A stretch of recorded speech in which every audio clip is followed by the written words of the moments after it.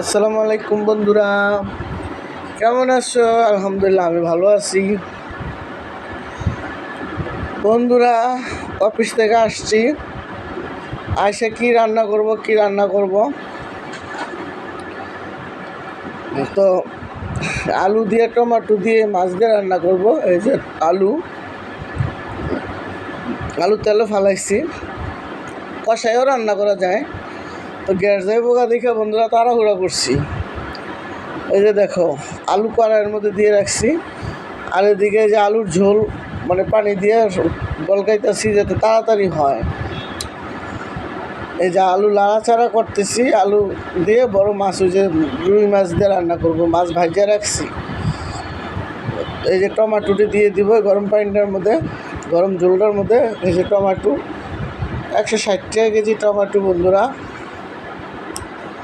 তো মনে হলো যে একটু টমাটো নেওয়া যায়, আলু দিয়ে রান্না করবো। তো অনেক দিন ধরে আলু দিয়ে টমাটো দিয়ে মাছ দিয়ে খাই না, এই জন্য আলু ভাজি মানে আদা সিদ্ধ করে তেলে ফালাইছি।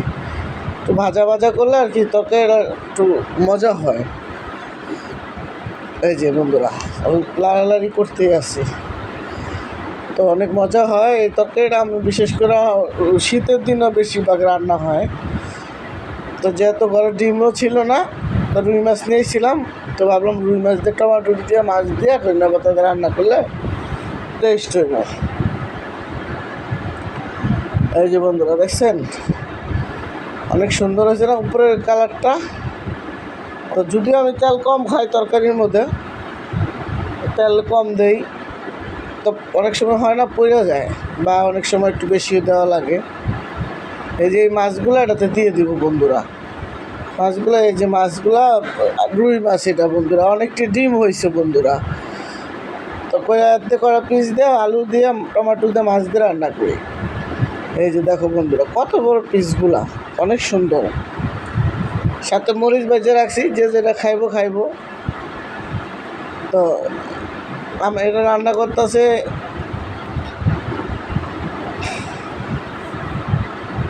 এই যে দেখছো অনেক সুন্দর মাছ। এগুলা রেখে দিয়েছি, এগুলা পরে যদি খাবো, বা বাদ দিয়ে খাইলেও খাওয়া যাব। তো যাতে একেবারে রোজা কড়াইয়ের মধ্যে একেবারে তেল দিয়ে দিলাম, ওটাতে করলা ভাজি করব বন্ধুরা। করলাটা ভাজি করলে রান্না শেষ হয়ে যাবে। রাস্তার গাড়ির জ্বালায় বন্ধুরা কিচ্ছু বোঝা যায় না, অনেক সময় এরকম হয় গাড়িরা তো আওয়াজ হইতে থাকে। তো যাই হোক, এই যে পেঁয়াজ দিয়ে দিলাম, পেঁয়াজ দিয়ে আপনার সবজিটা পাকা দিব, নাহলে করলাটা দিব, যেটা একটা করবো এটাতে করলাটা দিব। করলাটা ভাজি বসাই দিব বন্ধুরা। শরীরে অনেক খারাপ লাগতেছে, আর যেহেতু অফিস থেকে আসলে পরে এত এনার্জি থাকে না বন্ধুরা। পেঁয়াজগুলো সুন্দর হয়ে আসছে, আর সাথে তো ডাউল রান্না করতেছে আমার আফার জন্য দোয়া করবেন, যাতে ভালো থাকে, সুস্থ থাকে, আলহামদুলিল্লাহ। তো এই পেঁয়াজটা বন্ধুরা কড়া দিয়ে রাখছি, লাড়া দিতেছি। বললাম যে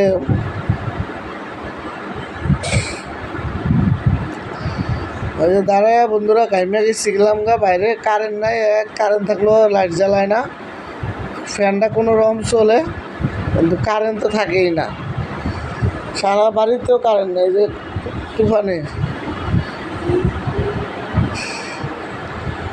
এই যে আলু ডাইলা দিলাম বন্ধুরা, আলু ভাজি হয়ে গেল।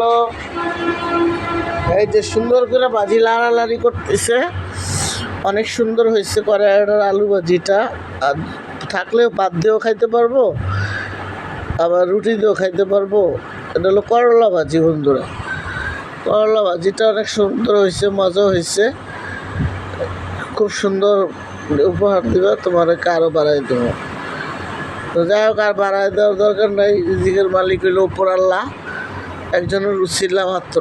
তো আমার উন্নয়ন আগ্রহী দিয়েছে, করে অনেক সুন্দর করে করলাটা লাড়া দিলাম, করলা লাড়া দিয়ে ঢাইকা দিলাম বন্ধুরা, যাতে তাড়াতাড়ি সিদ্ধ হয়ে যায়। একটু সবুজ নামায় ফেলবো।